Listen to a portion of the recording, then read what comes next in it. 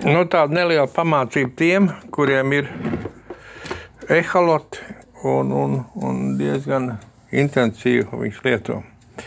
Man arī, piemēram, paņemot uz copu ehalotu, man nav touchscreens, vai ne? Man ir ar pogām. Tas man ļoti patīk. Man tas touchscreens nemaz tā arī neiet pie dūšas.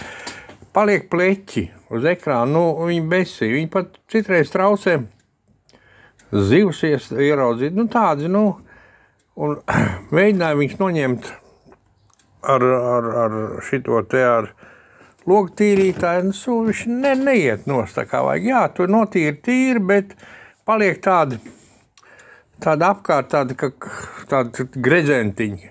Tas ir kaļķis.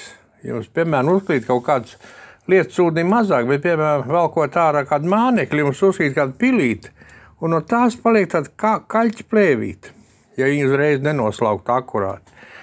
Un to dabūt nost ar šito, ar antikalku. Smuki visu nosmērē un izlīdzina. Un tad viņu visus tos kaļķa riņķīšus, kas ir palikuši, noņem nost. Un viss ir jauns un viss ir skaists.